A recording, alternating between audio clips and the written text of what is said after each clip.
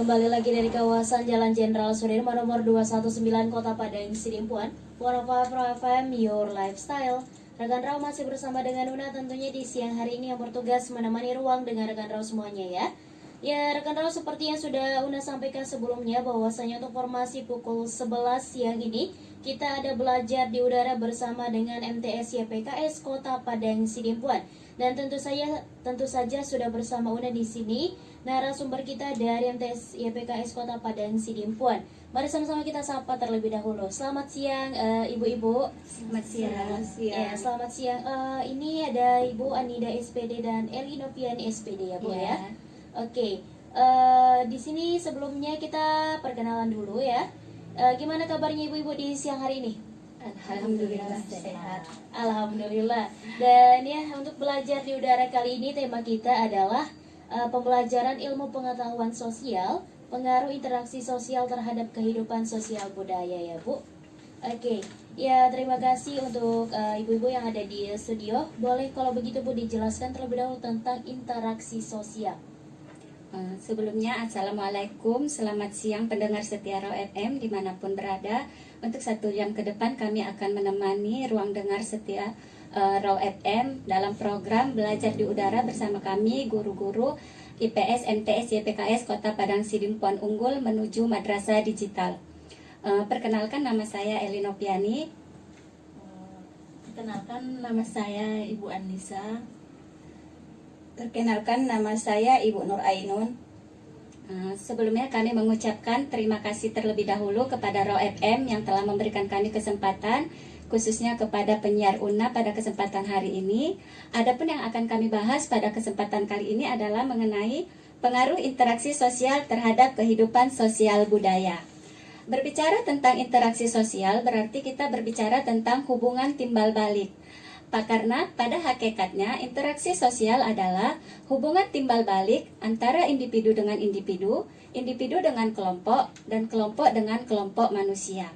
Nah, interaksi sosial baru bisa terjadi apabila memenuhi dua syarat, yaitu kontak sosial dan komunikasi sosial. Nah, yang pertama yaitu kontak sosial. Kontak sosial dapat diartikan sebagai hubungan masing-masing pihak, baik langsung maupun tidak langsung secara fisik.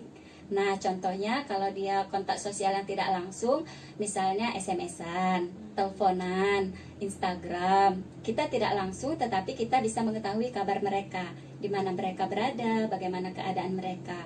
Nah, contoh kontak sosial secara langsung misalnya bersalaman, berpelukan. Misalnya kalau ketemu teman memukul. Nah, itulah contoh kontak sosial secara langsung. Nah, yang kedua yaitu komunikasi sosial. Nah, komunikasi sosial dapat diartikan sebagai reaksi seseorang untuk memberikan tanggapan terhadap perilaku orang lain dengan menyampaikan suatu perasaan. Misalnya, bila teman kita terkena musibah, kita mengucapkan turut berduka cita. Nah, seperti itu dia. Kemudian, pada dasarnya interaksi sosial itu memiliki dampak positif dan dampak negatif. Salah satu dampak positifnya yaitu memperkuat kerjasama, menciptakan perdamaian, hubungan sosial antar individu maupun kelompok menjadi lebih baik. Itu dampak positif dari interaksi sosial. Nah, selain ada dampak positif, juga ada dampak negatif. Nah, dampak negatifnya salah satunya yaitu terciptanya perpecahan individu maupun kelompok, perasaan berburuk sangka, kemudian merugikan banyak orang. Kemudian ada pengaruh interaksi sosial dapat dilihat dari keanekaragaman, seperti itu, atau sering kita dengar pluralitas. Itu dia dampak pengaruh dari interaksi sosial. Jadi keanekaragaman itu adalah suatu kondisi dalam masyarakat di mana terdapat perbedaan-perbedaan dalam berbagai bidang, terutama suku, agama, bangsa, ras, ideologi, adat istiadat. Nah, itu adalah pengaruh dari interaksi sosial di bidang pluralitas. Mungkin akan ditambahi oleh rekan-rekan saya. Kemudian masuk kita ciri-ciri interaksi sosial. Ciri-ciri interaksi sosial itu ada 4. 1. Jumlah pelaku lebih dari 1 orang. Hal ini karena interaksi membutuhkan aksi dan reaksi. Yang kedua, adanya komunikasi menggunakan simbol-simbol tertentu. Yang ketiga, dalam interaksi sosial juga ada dimensi waktu, yaitu masa lalu, masa kini, dan masa depan. Yang berikutnya, faktor-faktor yang mempengaruhi interaksi sosial itu ada 4. Satu, imitasi. Imitasi itu adalah mencontoh seseorang. Yang kedua, simpati. Simpati itu kita ikut merasakan yang dialami seseorang. Yang ketiga, sugesti. Sugesti itu menggerakkan hati seseorang. Yang keempat, identifikasi. Identifikasi ini keinginan untuk membuat seseorang itu sama dengan orang lain. Mungkin bisa ditambahi, Bu Nisa. Sedikit ya, kita tambahi. Tadi kita berbicara tentang interaksi. Nah, interaksi itu adalah sesuatu yang sudah umum, karena dalam kehidupan manusia itu tidak dapat hidup sendirian. Dia pasti membutuhkan orang lain, dia pasti akan berkomunikasi dengan orang lain. Nah, jadi di sini membahas tentang interaksi, tadi sekilas ada ciri-ciri dari interaksi. Interaksi itu bisa terjadi apabila dia lebih dari 2 orang. Maksudnya di sini, kalau kita berbicara, kalau kita hanya sendiri, berarti itu tidak terjadi interaksi. Tetapi kalau ada respon dari seseorang, misalnya kita berbicara, ada tanggapan dari orang lain, misalnya dia melihat kita, menatap kita, mendengarkan kita, atau memberikan respon, tanggapan, berarti hal itu sudah terjadi interaksi. Nah, itu tadi salah satu ciri dari interaksi. Kemudian tadi, ciri dari interaksi yang kedua, komunikasinya itu dilakukan secara menggunakan, di sini katanya menggunakan simbol-simbol. Misalnya simbol-simbol interaksi, kalau kita lihat di media sosial sekarang salah satu bentuk interaksi yang tidak langsung kita lihat misalnya di Facebook, kita lihat di sana simbol melambaikan tangan, ada hai, berarti itu sudah terjadi interaksi, berarti ada sambutan dari teman kita itu untuk mengetahui keadaan kita, menanyakan kabar kita. Itu sekilas tentang ciri-ciri dari interaksi. Kemudian tadi ada faktor-faktor yang menyebabkan terjadinya interaksi. Misalnya tadi ada imitasi. Imitasi itu dia merupakan bentuk meniru. Misalnya kita punya idola, kita ingin menjadikan kita itu sama seperti idola kita. Jadi kita tirulah, mulai dari gaya bahasa dia, cara berbicara, kemudian gaya rambutnya, itu semua kita tiru. Berarti kita di dalam keinginan kita itu ada keinginan untuk menjadi sama seperti yang kita idolakan. Nah, itu mungkin tambahan. Kemudian tadi berbicara tentang pengaruh interaksi terhadap keragaman budaya atau pluralitas Jadi tadi keragaman budaya itu bisa terwujud yang pertama apabila ada di sini faktor-faktornya. Nah, faktor yang pertama kita lihat negara Indonesia Negara Indonesia itu merupakan negara yang kaya akan keragaman dari bahasa, agama, adat istiadat, suku bangsa. Jadi penyebab terjadinya keragaman budaya di Indonesia yang pertama itu diakibatkan karena kondisi geografis dari wilayah Indonesia.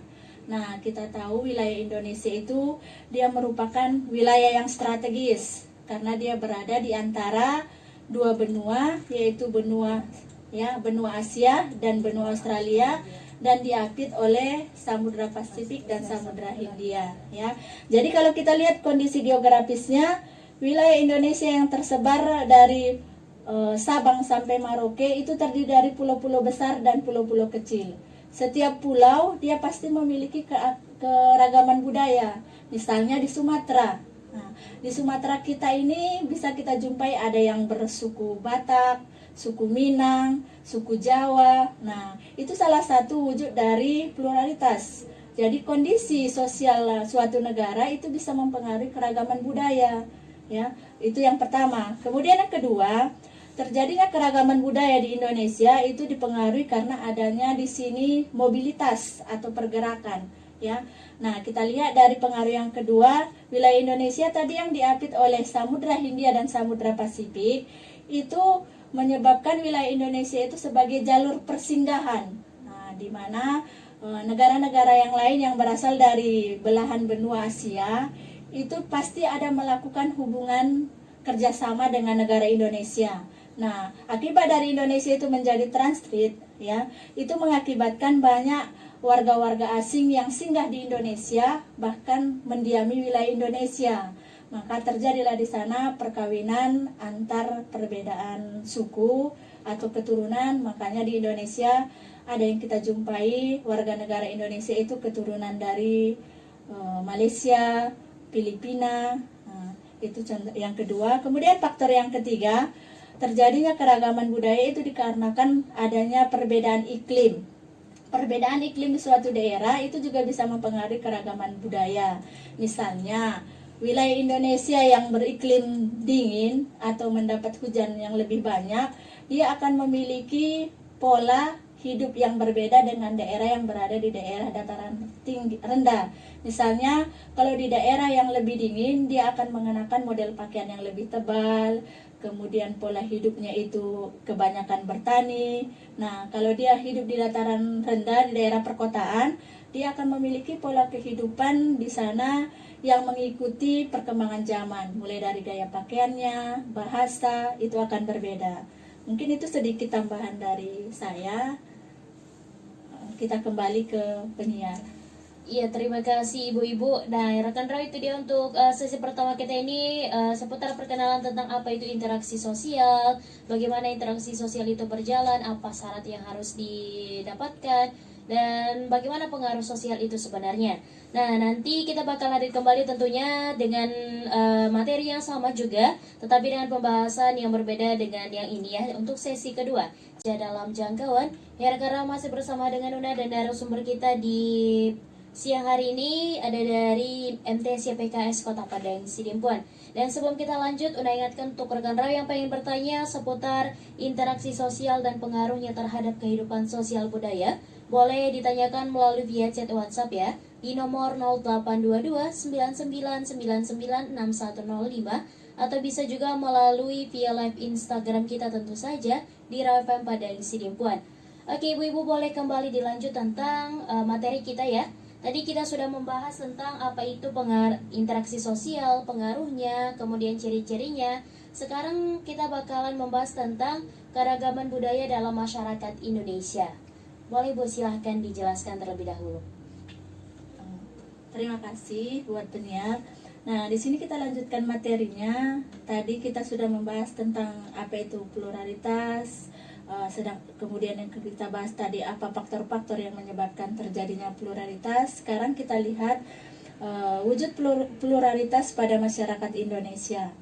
Keragaman budaya pada masyarakat Indonesia itu bisa kita lihat yang pertama dari dalam aspek agama. Nah, kita tahu sendiri kalau di negara Indonesia itu adalah suatu negara yang memiliki keragaman dari segi agama. Karena di negara Indonesia tidak hanya ada satu ajaran agama di sana, karena kita lihat di Indonesia ada di sana yang ajaran agama Islam, Kristen, baik dia Protestan, Katolik, kemudian ada Hindu, Buddha, kemudian ada Konghucu dan sebagainya. Jadi, kalau membahas tentang agama, di sini kita kemukakan menurut salah seorang ahli, yaitu menurut Al-Juhaili, dia mengemukakan bahwa agama itu dia memiliki fungsi, ya. Ada 6 fungsi dari agama. Yang pertama, agama itu dijadikan sebagai pemenuhan kebutuhan rohani. Kemudian yang kedua, agama itu dijadikan sebagai motivasi mencapai tujuan. Kemudian yang ketiga, agama dijadikan sebagai pedoman hidup.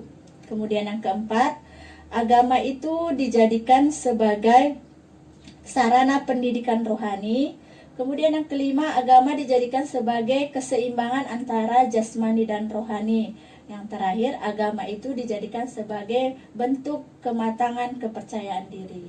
Nah, dari fungsi agama tadi, jelas terlihat kalau agama itu dijadikan manusia sebagai pedoman hidup.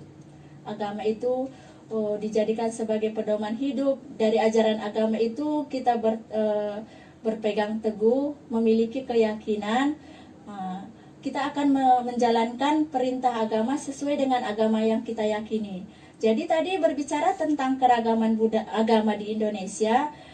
Kalau kita lihat yang beragama Islam itu merupakan agama mayoritas di Indonesia. Nah, walaupun merupakan agama mayoritas, tidak menutup kemungkinan ajaran-ajaran agama yang lain atau kepercayaan yang lain itu tetap dipahami di negara Indonesia. Nah, misalnya dalam keragaman budaya dapat kita lihat pada saat menjalankan ibadah, ketika umat Islam beribadah, di sana ada tata caranya. Misalnya ketika hendak mengerjakan sholat, di sana ada tata cara mulai dari berwudu, tata cara sholat, serta di sana ada interaksi antar umat beragama di dalam ajaran agama Islam. Nah, jadi perbedaan agama di dalam kehidupan masyarakat Indonesia itu tidak menutup kemungkinan akan memicu terjadinya konflik. Perbedaan ajaran agama itu akan mewujudkan terjadinya konflik. Karena apa? Setiap manusia dia pasti memiliki keyakinan dan kepercayaan yang berbeda. Mungkin di ajaran agama Islam itu baik, tetapi mungkin di ajaran agama yang lain ada sesuatu yang berbeda yang lebih baik. Jadi itu terkadang dapat memicu konflik.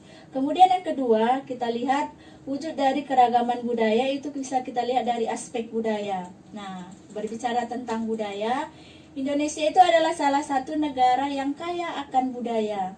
Mulai dari bahasa, adat istiadat, pakaian, tarian. Nah, Indonesia itu memiliki keragaman budaya.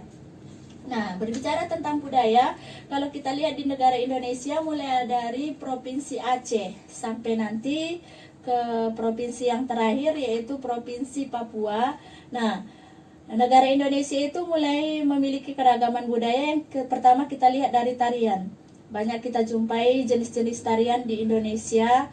Nah, misalnya untuk Provinsi Sumatera Utara sendiri banyak kita jumpai jenis tarian. Misalnya ada yang namanya Serampang 12, Tari Tortor, kemudian Terang Bulan, Mahena. Nah, itu merupakan contoh tarian daerahnya. Nah, kalau lagu daerahnya misalnya kalau untuk Sumatera Utara itu ada Simananggar Tulo, Sing Singso, Mariam Tombom, dan Butet. Nah, itu merupakan salah satu identifikasi atau yang mencirikan suatu daerah. Jadi misalnya kalau kita berteman dengan orang lain, yang berbeda provinsi, itu akan mengakibatkan suatu motivasi bagi kita untuk memahami perbedaan budaya orang lain.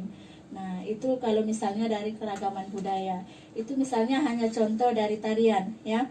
Nah, kemudian yang ketiga, wujud dari pluralitas itu kita lihat dari segi aspek ras atau fisik. Nah, ras Indonesia itu juga beragam.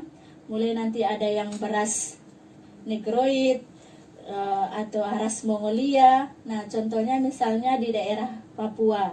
Dia memiliki ras Negroid karena dia merupakan keturunan dari Australia dan Papua Nugini. Kita lihat dari bentuk fisiknya, kulit masyarakat yang berada di daerah Papua itu kulitnya lebih hitam, lebih pekat. Kemudian dia memiliki rambut yang lebih keriting, ikal, bentuk tubuhnya itu agak tegap. Nah, mereka lebih dominan tinggal di daerah hutan. Nah, kemudian hidupnya juga masih tergantung terhadap alam. Nah, itu sekilas tentang ras, ya.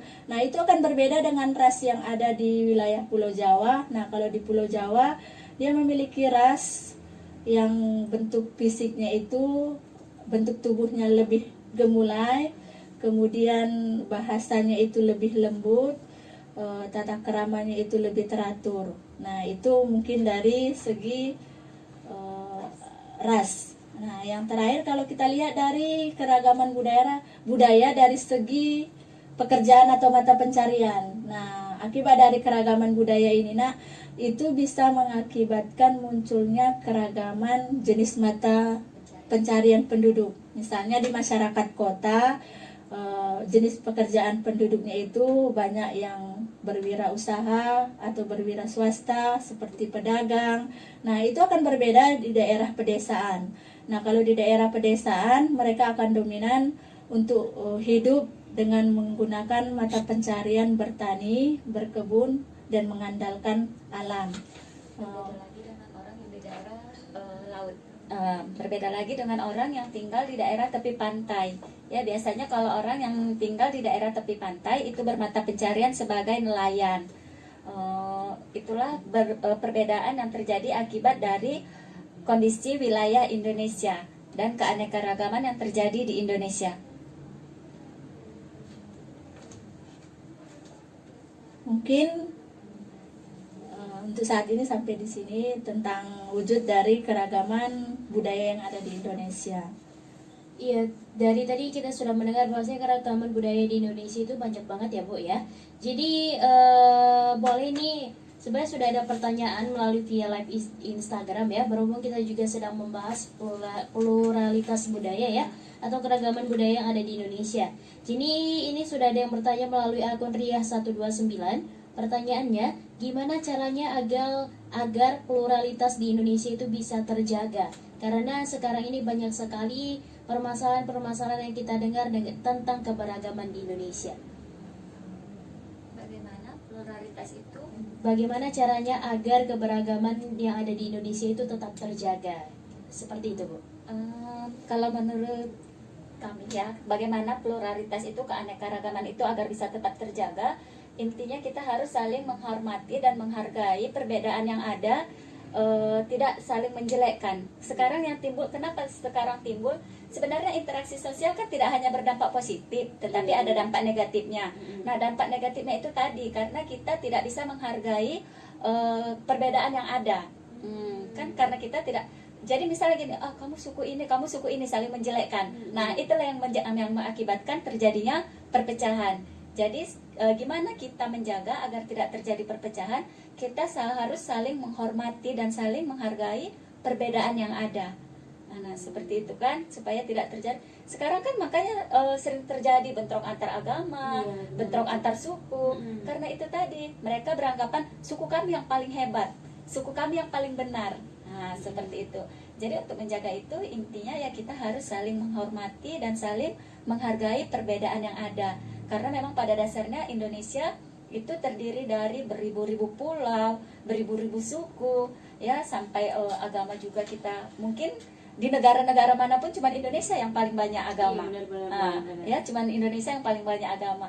Dari dulu-dulu kita bisa menjaga kerukunan antar umat beragama. Kenapa? Karena kita bisa saling menghormati, menghargai. Nah, itu dia intinya. Jadi kita harus bisa saling menghormati dan menghargai agar tetap terjaga kerukunan di antara umat beragama. Seperti di Sidempuan kan damai-damai aja ya. Iya, benar. Iya, mungkin ada tambahan dari ibu-ibu yang lain, nggak apa-apa, silahkan ditambahi terlebih dahulu jawabannya. Nah, mungkin di sini sekedar menambahi tadi bagaimana caranya mempertahankan pluralitas atau keragaman budaya di negara Indonesia. Nah, tadi yang pertama tadi katanya kita dengar dari teman kita itu saling menghormati. Nah, yang kedua kita juga bisa dengan cara mempertahankan budaya warisan nenek moyang. Nah, jadi kan misalnya budaya warisan nenek moyang kita itu mulai dari tarian, bahasa, pakaian, itu tetap kita pertahankan dengan cara mewariskannya kepada generasi muda. Misalnya kita ajarkan tarian tradisional dari daerah kita sendiri, bentuk-bentuk pakaian adat istiadat dari daerah kita sendiri, kemudian misalnya bahasa itu tetap kita pertahankan walaupun tanpa meninggalkan bahasa nasional. Jadi bahasa daerah itu tetap kita pertahankan. Mungkin itu aja tambahan dari saya. Mungkin bisa ditambahi dari rekan kami. Oh iya, seperti yang sudah dijawab Ibu Eli tadi. Kita hidup di dunia ini tidak kita hidup di dunia ini tidak bisa hidup sendiri. Oleh sebab itu kita harus menjaga antara satu dengan yang lain, saling menghormati dan menghargai, sehingga nanti kita bisa hidup di dunia ini dengan damai dan aman. Iya, terima kasih Bu. Berarti caranya adalah kita harus saling menghargai, kemudian mempertahankan budaya kita juga tentunya. Dan ya itu dia tadi jawaban dari ibu-ibu dari MTS YPKS rekan Raw untuk akun Ria 129. Dan untuk rekan Raw yang masih pengen bertanya seputar tentang interaksi sosial dan pengaruhnya dalam kehidupan sosial, boleh ditanyakan melalui via chat WhatsApp ya di nomor 0822 99996105 atau bisa juga melalui live Instagram kita di akun @rawfm Padang Sidimpuan tentu saja ya. Atau untuk kamu yang mendengarkan kita dari via live streaming, boleh juga bertanya ya. Di situ sudah ada live chat. Nanti bakal udah bacain pertanyaan dari rekan Raw semuanya tentu saja. Jangan kemana-mana karena kita nanti bakal hadir kembali tetap di 105 Raw FM Your Lifestyle. Terima kasih. Dan ini pertanyaan berikutnya ada dari Koima di Jalan Kapten. Ada Juni dari Jalan Kapten Koima maksud Una. Ini pertanyaannya, bagaimanakah cara yang bisa dilakukan supaya memiliki keyakinan atau lebih percaya diri dalam melakukan interaksi secara individu terhadap banyak kelompok individu lainnya? Boleh dijawab terlebih dahulu, Bu. Pertanyaannya ulang. Bagaimanakah cara yang bisa dilakukan supaya memiliki keyakinan atau lebih percaya diri dalam melakukan interaksi secara individu terhadap banyak kelompok ataupun individu lainnya? Ataupun kelompok lainnya. Ya boleh dijawab Bu. Kira-kira siapa yang mau jawab dulu deh Bu?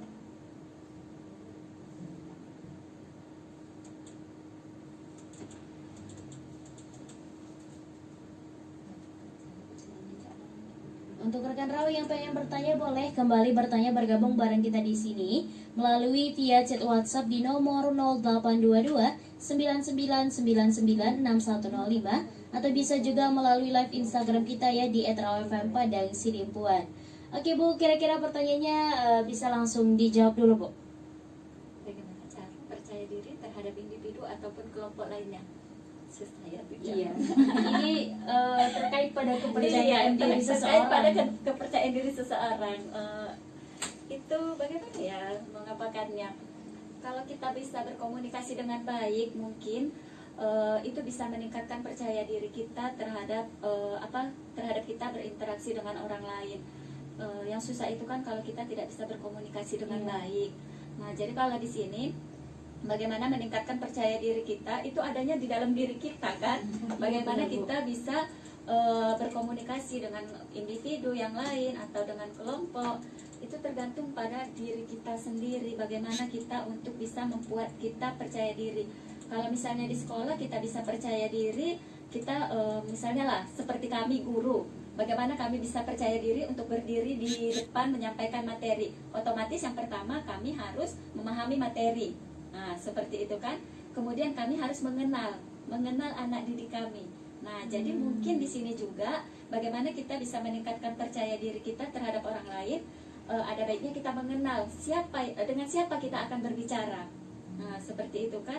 Dengan siapa, kemudian kita memiliki komunikasi yang baik. Mungkin itulah soalnya sama-sama ya, kami juga belajar untuk bagaimana bisa percaya diri kalau tampil di depan seperti itu. Walaupun kita sekarang posisinya sebagai guru, itu kan berbeda kalau kita nanti menghadapi yang lain. Jadi kita masih sama. Kalau sebenarnya mungkin bisa ditambahi dari rekan yang lain. Oke Bu, boleh ditambahi silakan. Mungkin untuk ibu yang berada di tengah juga boleh menambah Ibu. Bagaimana kita bisa meningkatkan gitu kan? Tadi bagaimana cara meningkatkan percaya diri terhadap individu Individu ataupun kelompok. Jadi mungkin caranya tadi selain itu kembali ke diri sendiri, yang kedua mungkin adanya motivasi, pemberian motivasi dari sumber-sumber yang lebih berpengalaman. Misalnya ketika ada seorang anak, terkadang ada seorang anak dia tidak mampu berbicara di depan yang lainnya. mungkin dia merasa kurang percaya diri karena apa? Karena mungkin ada kekurangan di dalam dirinya. Mungkin fisiknya tidak sempurna, mungkin dia merasa dirinya itu kurang cantik, mungkin dia merasa dirinya itu tidak pintar. Jadi dengan adanya pemberian motivasi terhadap diri seseorang yang merasa tadi kekurangan, nah itu bisa meningkatkan rasa percaya diri seseorang.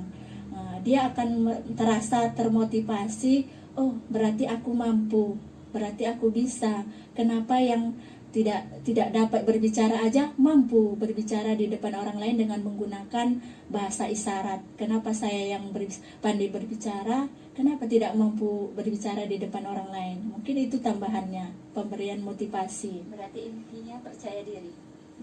Iya, berarti intinya percaya diri. Percaya diri.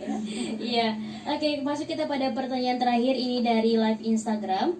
Pertanyaannya adalah, ibu-ibu sekalian, apakah faktor yang paling besar dalam mempengaruhi kemampuan seseorang itu untuk berinteraksi sosial? Faktor yang paling mempengaruhi kemampuan seseorang dalam berinteraksi sosial. Ini atas nama akun, sebentar kita scroll ke atas dulu ya Bu ya. Oke. Ini atas nama akun Yuna2345. Bagaimana, apakah faktor yang paling besar dalam mempengaruhi kemampuan seseorang berinteraksi sosial? Mungkin maksud dia faktor entah bisa mungkin lingkungan kerja atau lingkungan keluarga atau bagaimana. Apa yang paling besar yang bisa mempengaruhi kemampuan seseorang untuk berinteraksi sosial?